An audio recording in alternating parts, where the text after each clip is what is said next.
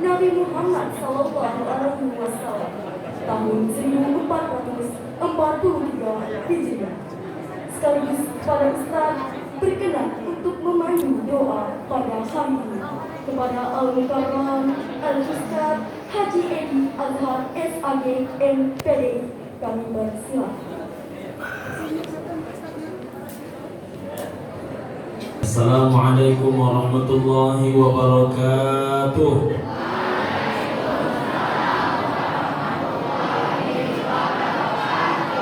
Innal hamdalillah, salatan wa salaman ala Rasulillah. Asyhadu an la ilaha illallah wahdahu la syarika lah, wa asyhadu anna Muhammadan abduhu wa rasuluhu la nabiyya ba'dah.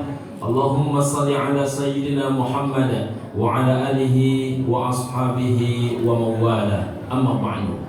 Yang kita banggakan, kita muliakan Bapak Kepala Madrasah MTS Negeri 1 Andaran Pekanbaru, sahabat saya Ustaz Irwan Effendi, satu angkatan. Yang jelas beliau sesama aktivis, tapi setelah kami tamat kuliah karena dua-duanya menjadi aktor. Dulu kami ini aktivis dua-duanya, sekarang sudah menjadi aktor dua-duanya. Bangga memiliki sahabat yang hebat. Alhamdulillah hari ini diberikan amanah menjadi camat di sekolah hebat ini. Mudah-mudahan insya Allah Ibu dan Bapak yang hari ini memiliki camat seperti beliau juga ikut bahagia, dan anak murid beliau juga bahagia memiliki kepala sekolah seperti beliau. Amin ya rabbal alamin. Yang kita banggakan Ketua Komite Kanda Dr. Haji Idrus, senior saya, satu pondok di Pondok Pesantren Darul Nahdlatul Thalib Bangkinang. Bedanya dengan saya, beliau juara umum dulu, Ustaz Irwan Effendi. Saya jauh di belakang. Cuman saya ditakdirkan menjadi penceramah. Kadang-kadang saya sering bersilat di depan beliau. Padahal bersilat depan beliau ini macam bersilat di depan guru silat sebetulnya. Kita doakan insyaallah ketua komite sehat selalu, bahagia zahir batin dunia akhirah. Amin ya rabbal alamin. Seluruh wakil kepala usaha yang tak bisa saya sebutkan satu persatu, Ibu dan Bapak pengurus komite yang saya muliakan, anak-anakku sekalian yang bernama Aisyah, mudah-mudahan prestasi ini terus dipertahankan dan ditingkatkan beserta orang tua, ibunda hadir pada hari ini. Kami semua masyarakat Indonesia bangga. Mudah-mudahan anak kita insyaallah menjadi anak yang menjadi permata hidup dan banggaan jiwa. Amin ya rabbal alamin.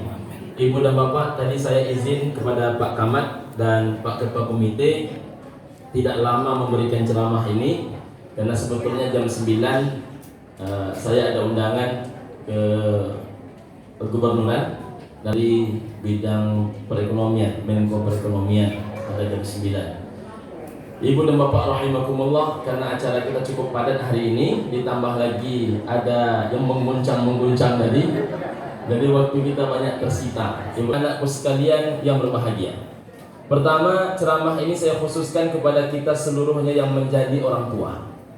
Orang, ibu dan bapak, bila ditanyakan kepada dia, anak itu anugerah atau musibah, maka jawaban dia adalah anugerah.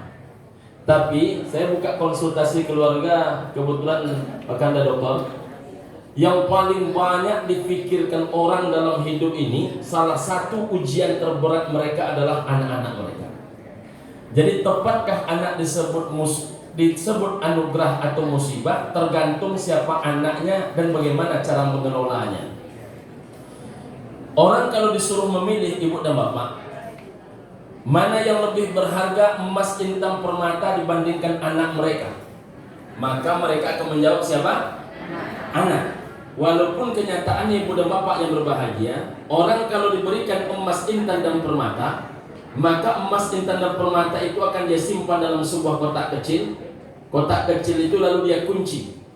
Kotak kecil itu dia simpan dalam sebuah laci. Lacinya dia kunci.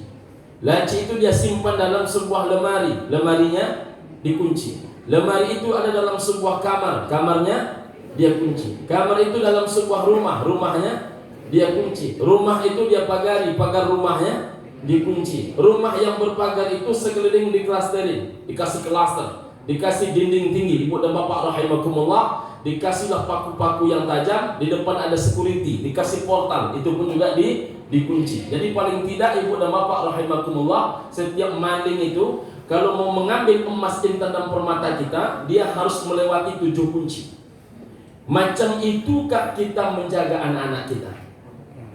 Ibu dan bapak, salut terlepas siapapun orang yang berjasa dalam menghantarkan Aisyah meraih prestasi ini. Tentu orang yang paling banyak mengajarkan, mendidik, membina, yang paling terdekat, paling terdepan adalah kedua orang tua. Maka kata Nabi SAW, kullu mauludin yuladu 'alal fitrah. Setiap anak itu dilahirkan dalam keadaan suci. Ibu dan bapak yang berbahagia, fa abawahu yuhawidani aw yunassirani aw yumajjisani. Ayah emaknya lah yang menghantarkan dia menjadi Yahudi, menjadi Nasrani, atau menjadi Majusi. Ibu dan bapak, ada seorang anak yang ditemui oleh Ustaz Abdul Samad, salah satu peraih juara 1 lomba tahfizul Quran Indonesia. Kebetulan juga anak kita, ibu dan bapak rahimakumullah. Anak yang dijumpai oleh Ustaz Abdul Samad ini kemudian bertemu dengan datuk si anak, ibu dan bapak yang berbahagia. Ketika ditanya oleh Ustaz Abdul Samad kepada datuknya, apa yang dilakukan oleh anak dan menantu bapak dalam rumah hingga kemudian cucu bapak ini mampu menghafal Al-Quran pada usia 5 tahun 30 juz. Ibu dan bapak rahimakumullah, apa kata datuknya? Ada satu yang tidak pernah mati dalam rumah kami. Orang boleh tidur, orang boleh mati, TV boleh istirahat, kegiatan boleh berhenti, tapi satu yang tak boleh berhenti dalam rumah kami. Apa itu? Di rumah kami tidak boleh berhenti suara mengaji. Nah, jadi ibu dan bapak rahimakumullah, di rumahnya itu tidak pernah berhenti suara mengaji. Ibu dan bapak, dulu ketika anak-anak masih di sini kebetulan seluruh anak-anak Abi sudah merantau pada usia 11 tahun. Sekarang anak pertama usianya 18 tahun. Alhamdulillah sekarang mengajar di Pondok Pesantren Gontor, Ponorogo, Jawa Timur. Anak kedua usianya 16 tahun, perempuan. Sekarang diberi amanah oleh pondoknya menjadi ketua bidang pengajaran Pondok Pesantren Gontor Putri, Widodaren, Jawa Timur. Anak ketiga perempuan, usianya 14 tahun. Sekarang kelas 3, namanya Aisyah. Ini namanya Aisyah, betul. Jadi yang ketiga ini usianya sekarang 14 tahun, sekarang kelas 3 di Pondok Pesantren Gontor Putri, Mantingan, Jawa Timur. Jadi kami bertemu anak hanya sekali setahun, bahkan dengan nomor 2 baru bertemu insya Allah tahun 2023. Jadi 2 tahun dari kemarin, ibu dan bapak rahimakumullah. Ibu dan bapak yang berbahagia, jadi ketika anak-anak masih di sini, suatu kali anak-anak ikut lomba tahfizul Quran. Ada seorang anak Riau, ibu dan bapak rahimakumullah, pada usia 7 tahun, bacaan Qurannya sangat bagus. Lalu ditanya oleh pembawa acara, bagaimana cara ibu membuat anak ibu ini bacaan Qurannya bagus, kemudian hafalan Qurannya luar biasa? Apa kata ibu ini? Saya tidak pernah mengajarkan mama dan papa kepada anak, tidak pernah mengajarkan angka kepada anak, tidak pernah mengajarkan dunia kepada anak. Ketika anakku lahir, yang pertama kali aku ajarkan itu nama Allah Subhanahu wa ta'ala.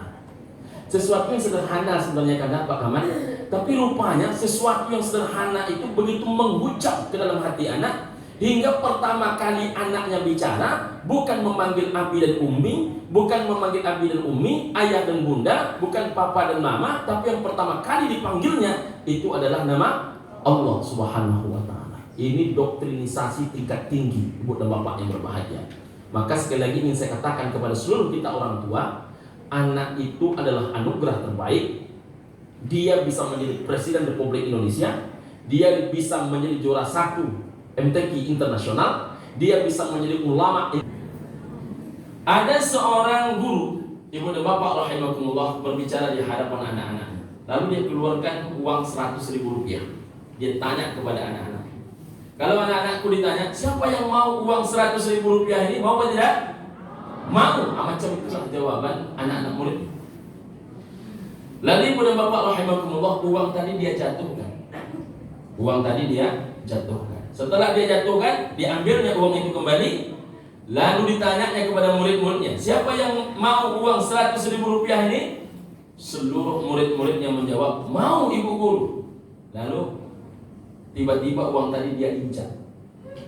Setelah uang itu diinjaknya, lalu ditanya lagi kepada murid-muridnya, Siapa di antara kalian yang masih mau uang ini? Mau Bu Guru? Lalu Ibu Guru berkata, itulah filosofi dan hakikat seorang guru. Guru itu ibu dan bapak, semacam uang.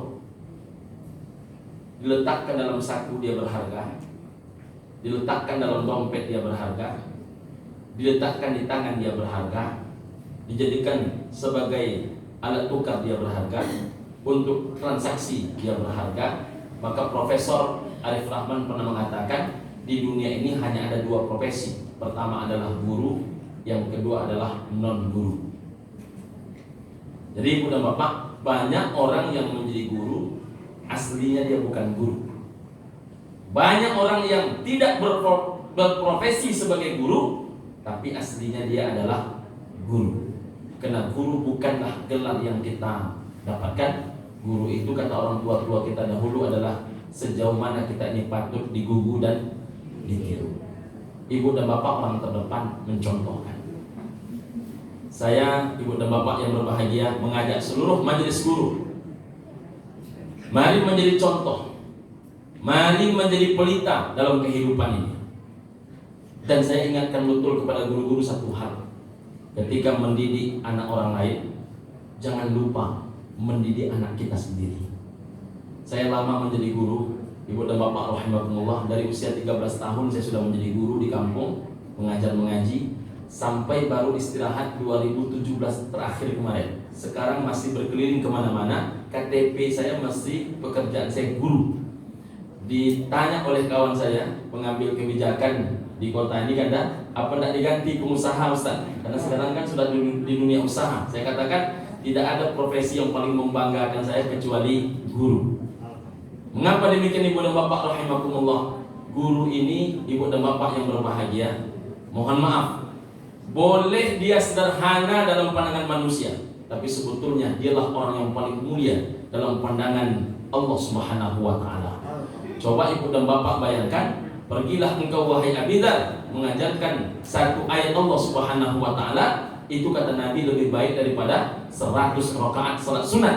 Pergilah engkau mengajarkan satu bab daripada ilmu ayat Allah Subhanahu wa ta'ala, itu lebih baik kata Nabi daripada 1000 rakaat salat. Masya Allah. Jadi ibu dan bapak adalah orang yang paling berpeluang masuk surga Allah Subhanahu wa ta'ala. Maka didiklah seluruh pelajar ini, didiklah seluruh anak didik ini, tapi jangan lupa anak kita di rumah juga kita didik. Karena banyak orang hari ini untuk anak orang berlaku S1, S2, S3 dia, tapi untuk anak kandung dia itu hanya berlaku ilmu neneknya di rumah.